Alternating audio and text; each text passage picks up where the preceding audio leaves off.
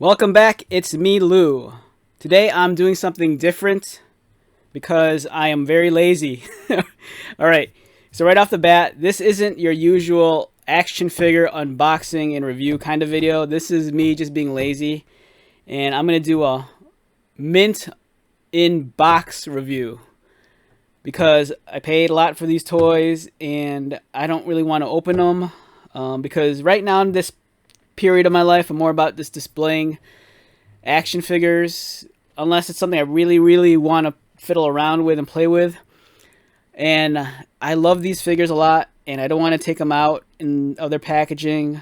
I just want them to remain pristine and untouched because I think what comes with this hobby is that you have to be kind of crazy and obsessive and OCD, and I'm all of those things, and I'm not really in the mood to open this up because, I don't know, I'm not going to fiddle around with it. And if you're not into that, just move along. But if you want to sit here for maybe 20 minutes of listening to me ramble on about these figures and stuff, you know, feel free to. I very much welcome that. All right, so right off the bat, I'm not opening these up and I'm not going to take them out. So we're just going to look at them through their window and just marvel at them. All right, so this is the DC Multiverse Batman, Earth-1, and Superman. And these are produced by McFarlane Toys, and they're part of the very wonderful DC Multiverse toy line. Now, what draws people in, I think, for this 2-pack in particular is that you're getting a standard-looking Superman. You're not getting Red Sun Superman. You're not getting Bizarro Superman. You're not getting Superman from another Earth with a different costume, with like the metal Superman where he looks like a burnout and he's kind of fat with a long hair. And I really regret that I passed up on that figure yesterday because now that I'm thinking about it, I kind of wish I bought it. So this is a great way of getting a normal looking Superman, and this is, I believe, his second outing.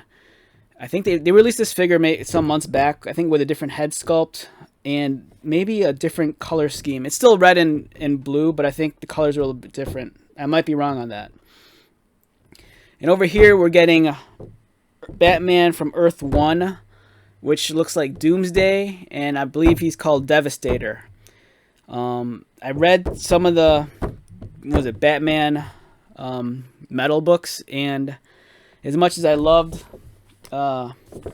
Scott Snyder and some of his Batman stuff, the metal stuff I couldn't get into. I thought it was kind of, I don't know, it was kind of like, it was all over the board for me, and it felt more like a very, now this isn't a shot at him, it felt more self-indulgent than wanting to tell a really, I don't know, tight story with, I don't know, I wasn't into it. We'll say that. I love Scott Snyder stuff, but for some reason the metal stuff didn't click with me. It was just too arbitrary, and it seemed like it was trying to be cool for cool's sake, and I don't know if it pulled that off. But the one positive thing out of it is that we're getting a lot of cool action figures. So regardless of whether or not I like the book, the fact that they're making cool action figures that sell, you know, kudos to that.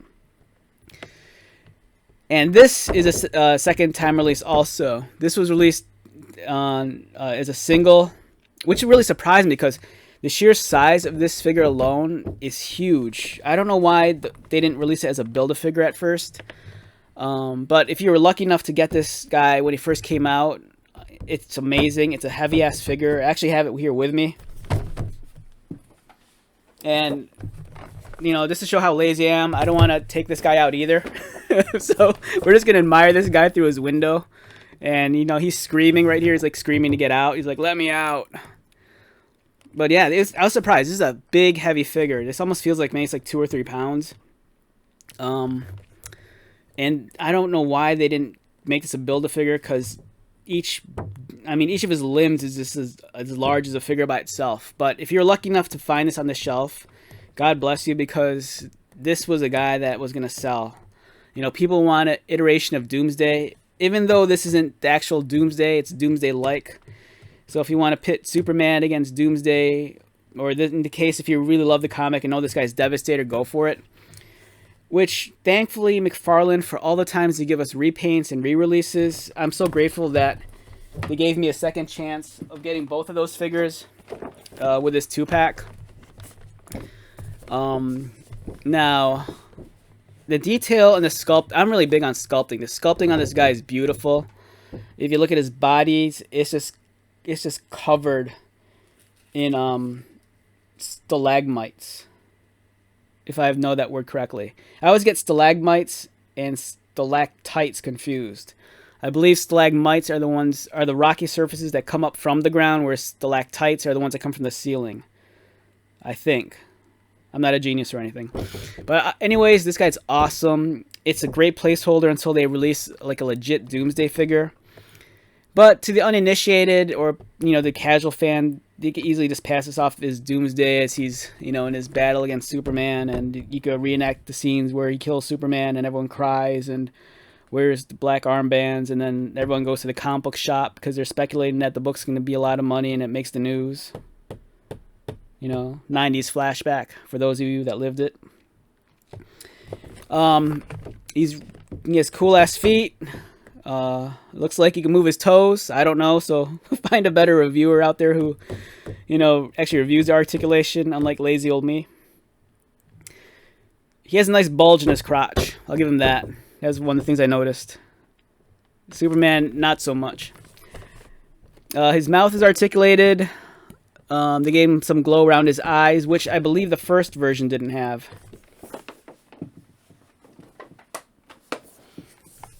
Yeah, so the first version, he doesn't really have that much of a glow around his eyes like the other one. And I believe this one, too. I think the colors on this one, on his ripped up pants, are slightly darker. Or maybe not. They might be the same.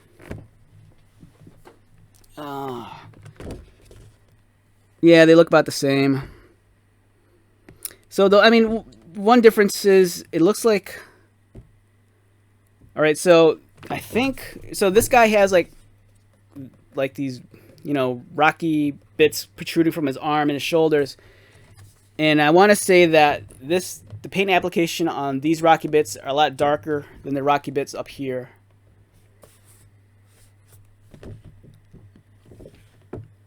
It's a good figure. Either way, you're going to win, whether you get the single or the 2-pack. And the 2-pack comes with a cool base. As you can see here, it's filled with rocky stalagmites, if I'm using that word correctly. And if we look at the back of the box, here we go. They're going at it. He's beating the crap out of Superman.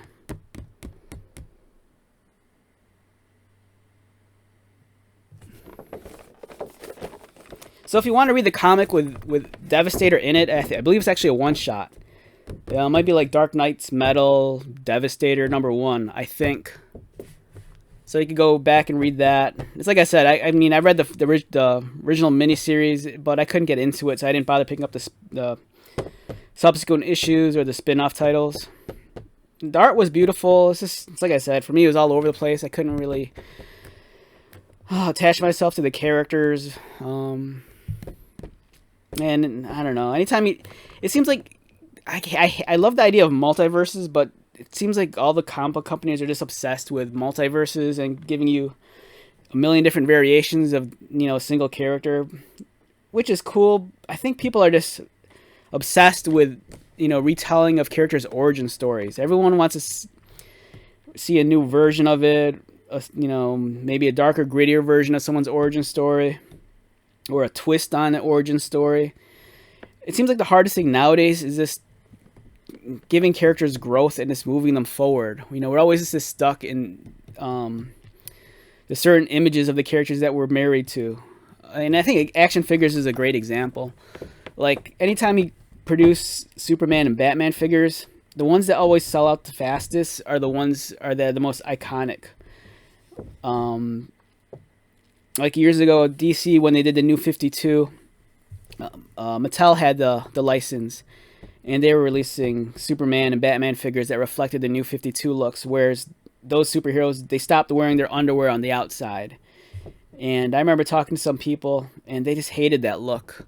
It's almost like sometimes comic book creators and the community, not the hardcore people, because I believe there's people like me, but it sometimes feels like the community or the higher ups are embarrassed sometimes of what comic books are, and sometimes what their past and lineage is. Like they'll poke fun of the fact, oh, look, back in the day they wore their their underwear on the outside, and then they'll get rid of that because they think it's hip or cool. But then down the road they'll realize that the fans they just want these iconic looks. They're not stuff like this isn't silly to a lot of us. So anytime they release the more iconic versions of the superheroes, they always sell, really fast because people want this iconic Superman, iconic Batman, iconic Wonder Woman. They don't need a contemporary version where like Captain America's wearing tactical armor versus his scale mail. You know what I mean?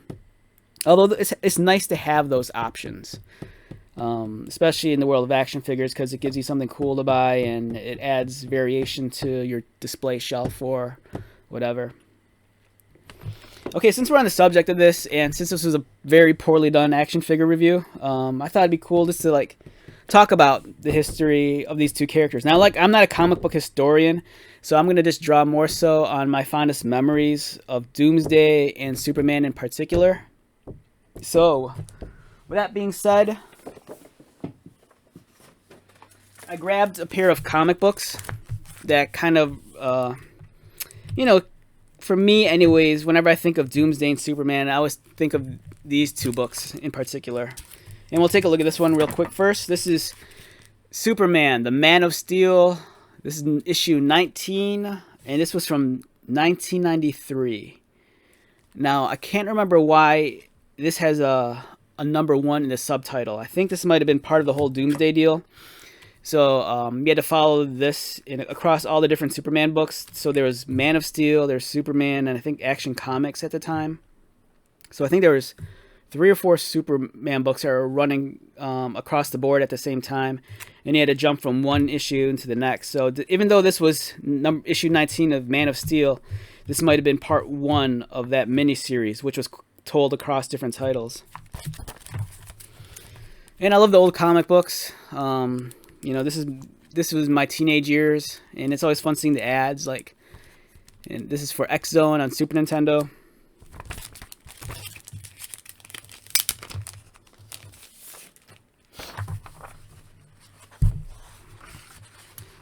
So as we go into it, here's Doomsday. I believe he might have appeared in the comic book before this, but I think this is the one where they actually tussle. So Doomsday, right off the bat, he was a heavy. For me, he just looked like the Gray Hulk covered in bones and long hair. Here he is tossing around a dump truck and snapping this guy's neck. And for those of you that might be distracted, by WWF Superstars Video Game Mania, these are some pretty cool video games. I loved Super WrestleMania on the SNES. The Genesis one was cool too, but I think they had a different roster. The SNES one I liked because I think they had the Road Warriors. And I really regret that I sold that. I should try to hunt that down again. So they're going at it. Doomsday is wrecking up the construction yard. And then wham, here comes Superman. And here's Doomsday. There's his nipple. They had to make sure to draw his nipple. He has nipples here too. And whoever drew this cheated because they just photocopied a cityscape and pasted it on the background. And for some reason, when I do that and show people my art from back in the day, like other comic book editors are like, you just cheated. But I'm like, I saw that in the book. Whatever. Oh, so dude, this was like, when Superman, when they killed him off in 93, this wasn't a big event. This was like stuff they covered in the mainstream news. And here's an ad. This is Here Lies Earth's Greatest Hero. And where were you when Superman died? And so this was for the trading cards. So it's such a big deal that they're releasing traded cards around this event. And it's crazy to think that, in this actual issue, he doesn't die yet. But it's coming. It's not a surprise or anything because they were hyping up this event, and already before he's dead, you have an ad for it on like page 4. That's just wild. That kind of shows how much as much as we love comic books and anything, everything's always going to be dictated by money. You know, so if they can market this and brand it ahead of time and get your wallets all warmed up, ready for you to spend your money, they're going to do it. So here they are. They're fighting again. And Doomsday's design, it's horrible. He's wearing like biker shorts. You see, look, he's wearing like, so this is clearly 90s. He's wearing like biker shorts and he has boots. And here's Mom and Pa Kent. They're watching at home.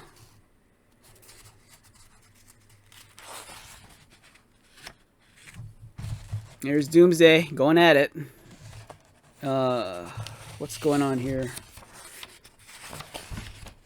I don't know what's going on here. I don't know who he's just beating the crap out of. And here's another city. And we have helicopters. We have Supergirl and some crazy guy with a crazy beard and goatee. And her hair just screams. This hairstyle is very 90s. Very big.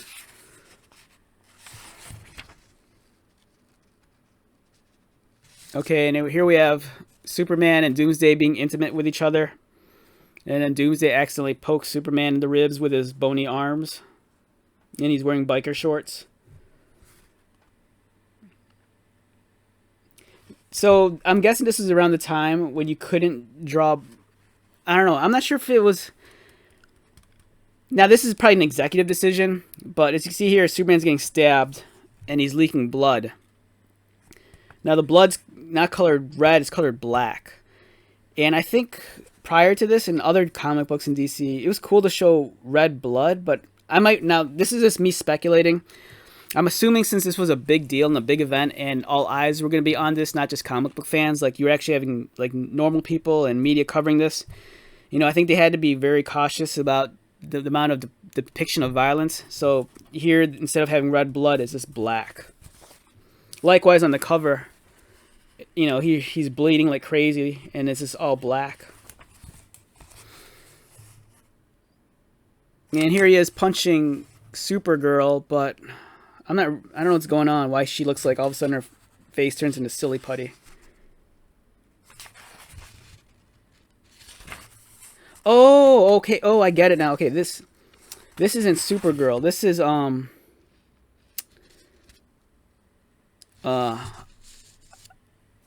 want to say, I think there was a character that was I forgot the name of the character. There was an alien that was impersonating... So there was this one alien who was like a shapeshifter. And I believe it was a female shapeshifter. And Clark kind of took her in. And he made the shapeshifter live with his folks back in Smallville. So Lana and his folks would take care of the alien. And then the alien went nuts and started pretending he was Superman. And shapeshifted into Superman. But he was like wrecking like the local bar and tavern and stuff. So I want to say this might be that alien. But shapeshifting as Supergirl to help Superman out. Which explains this. I think it would help if I actually read the book right now, since it's been like, I don't know, 20 plus years. But here's another ad for a Super Nintendo game. Firepower 2000. Alright, there's still some fighting going on. Alright, Superman's getting wrecked. Now the people of Metropolis are coming in. They want to help Superman out. And they're shooting Doomsday. And Doomsday's just wrecking everything. He's throwing cars around, because that's what big guys do. And spoiler alert, if the ad in the beginning didn't catch you, this picture here does. So this is for a comic book mail order shop, and they're already advertising, look, get the Superman's Dead trading cards. And the book's not even over yet, and you're getting an ad for Here Lies Earth's Greatest Heroes. So... It's all about marketing. It's sad that it's not a surprise that all of a sudden Superman died. I think if that was the case, if they didn't advertise it and you were just reading the book and he just died, that would have made the comic the most collectible thing ever. But you knew this was coming. And they, much like probably like X-Men #1 in the 90s, they probably printed up 2 million of these and probably sold 3/4 of them. And half of it probably just to like casual fans and speculators. Here it is, the black blood.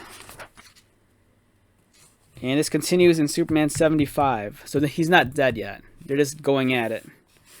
But you know, as with that two pack, you know, if you want to recreate this battle, go ahead, go for it. So this was a very, I don't want to say magical time of comic books. It was definitely interesting, the 90s. There was a lot of speculation, and you had a lot of people buying books because everyone thought stuff was going to be worth a lot of money, and they didn't. And then I think a lot of people just probably end up throwing stuff away, which I'm hoping will make these books worth something, because when I was a kid, I'd buy like multiple copies of certain issues because I thought they'd be worth something one day.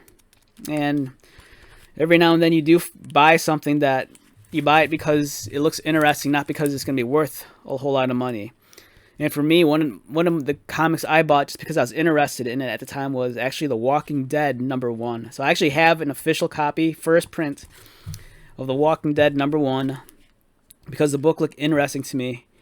And who knew that it would eventually blow up to like the phenomena that it is now. And if I remember reading, if I read correctly some years ago, I think someone said that there were only 1,000 issues printed of the original Walking Dead #1. So I'm very glad I have it, even though I've probably read it on the can like a dozen times. So it's probably not in the most mint condition. And here's another Doomsday book. This is Superman Batman #10. It's written by Jeff Loeb, and it's illustrated by the late Michael Turner, and colored by Peter Steigerwald. Now, the late Michael Turner, he caught into prominence when he was working for Top Cow Studios, and he was working on, I think Witchblade. I think Witchblade was his breakout book. But then he eventually moved on to create his own comic book company, Aspen Comics, and he did stuff like Fathom, I believe. It was like a lifetime ago, so forgive me if I'm getting my details wrong. The cover here is drawn by Jim Lee. And what you have here is Superman, Wonder Woman, and Batman, and they're known as, you know, the DC Universe, these are the Trinity. These are the 3 premier DC superheroes, and they are in battle with an army of Doomsday-like creatures. So Michael Turner, he was, I don't want to use the word cheesecake, because that sounds kind of bad, but he drew, I think one of the things he was really known for was his drawing really beautiful girls. And here we have Artemis, one of the Amazons, or as Amazonian. I don't know. Either way, here's Artemis, Batman, Superman, and Wonder Woman. And here they are going at it. I don't mean going at it, but the Amazons are in training. This is Cara. That's Superman's cousin, Supergirl.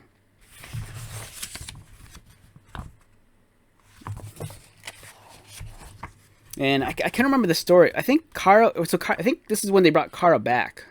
I think Lex found her at the bottom of the ocean or lake or whatever, and then I don't know. Superman wanted to retrain her, so they brought her to Themyscira so she could be trained by the Amazons. And everyone's talking. This is my favorite panel of the whole comic, is when the 2 hot girls are hugging each other. And then she's like having a vision in her chest. And then here's some ads for some kid books. Zombie Butts from Uranus. Alright, now we're getting crazy. So all of a sudden out of a boom tube comes Doomsday. I don't remember it's been a long time since I read this book, but as I'm reading some of this here, it says Luthor had given him to Darkseid. Now via Boomtube, Darkseid had brought him back from the apocalypse. And I think it says here, I think Luthor was dead during this time period. Is that right? Even dead, Luthor's. I'm not sure if this comic book might have came out after Lex Luthor was president of the United States, if anyone remembers that. So all of a sudden, Doomsday appears, but he's not by himself. And then all the Amazons are getting ready for battle. And this is a cool double page spread. Out of these boom tubes come all these Doomsday. And they're charging and they're taking on the Trinity and the Amazons. And here's Batman looking all cool and badass with his spear. I miss this period of time in comic books. You know, when they just devote 2 pages of this beautiful art. You know, God bless his soul, Michael Turner, he was just great at just drawing really exciting images. There was something very lyrical and romantic about his artwork, and you know, he was really good at just drawing very heroic poses and dynamic characters. So the one thing I had an issue with this story is that I love Batman half the time. Half the time I think Batman's like the biggest jerk. He could be a real dick to his friends and family. And I never bought into the idea that Batman could like beat Superman. I always figured, you know, Superman could just fly into space and just shoot laser eyes at him, and Batman would just be dead. So for me, I have a hard time believing that Batman could go toe-to-toe with a Doomsday creature, especially since one killed Superman, and there's multiple of them. But here's Superman, or here's Batman with an axe. He's going to chop one in the gut. And then here's Wonder Woman. I could buy into Wonder Woman. She's like a goddess, so she could like totally take on Doomsday. And then Superman's getting his butt kicked again, and then here's Batman. He has his batarangs that have detonation devices so they'll explode and blow up the Doomsday guys. And then here's Wonder Woman, badass, lasso in hand. She's choking one out, punching the other one in the gut. Batman's taking an axe to one to the head, and the Amazons are getting all rough with it. And here we are, a Transformers ad. This is for the video game on the PlayStation 2. This was Armada. Transformers Armada. They had some pretty cool toys. They were, albeit a little bit wacky, but they were cool. And boom, double page spread, or at least the upper half of Superman. The anatomy is very exaggerated. He has the widest chest of any known human being and these giant Popeye forearms. And you can tell he's pissed. His eyes are flaring up and he's generating red all around him. And there he goes. Zaps all the Doomsdays with his lasers. He's all pissed because, you know, he's trying to protect his cousin.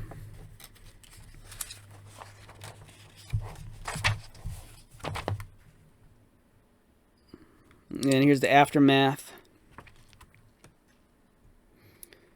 And we have the casualties of war. I think this is the girl that was training with Cara.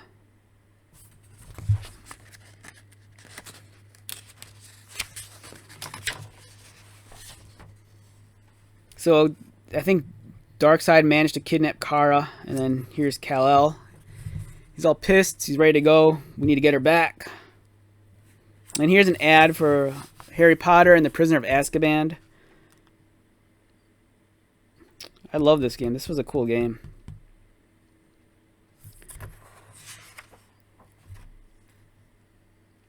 And here's, I don't know. This is one of those weird ads too. So during the 90s, there was this whole anti-smoking campaign.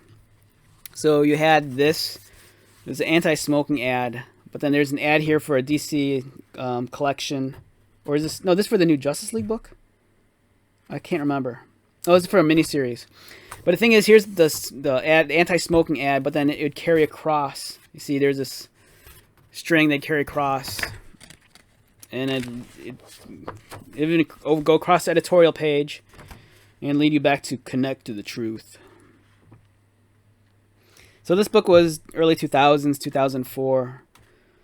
And, you know, back then it was cool not to smoke. And right now it's cool not to vape. You know, it's just the system telling us what to do, baby. And here's an ad for the Justice League Adventures comic book. So a lot of people, a lot of kids, now adults, they grew up on, this was their iteration of the Justice League. You know, whereas me, I grew up on Hal Jordan as Green Lantern. There's a generation that grew up on John Stewart as the Green Lantern. There's a generation that know Martian Manhunter and Hawkgirl. Alright, so I'm losing my voice here. This video was like half an hour too long, and I didn't really talk about the action figure. But I hope you had a good time. So the video was originally about this, but instead it was more about just deep memories of long forgotten times. So, do I recommend this? 100%. My voice is like shot now. So pick this up. It's awesome. Totally worth the money. The price of admission alone. I think this was $40, which is the price of 2 figures, and you're getting a base. So I'd easily give this a 9 out of 10, just based on the value of it. You're getting 2 premier figures. This one's a hot figure. This one's a big heavy. You're getting lots of plastic for your value. So once again, before my voice goes away into the depths of oblivion, my name is Lou. I really appreciate you spending the last 31 minutes with me. You know, I don't want to think that you were duped into like an action figure review. As much as I want to say it was just me being lazy, I think it was also me just for a chance to kind of relive part of my youth and talk about some fond comic book stories that I don't really get to revisit all too often. So, grab some toys, read some comics, and I will talk to you later. Take care.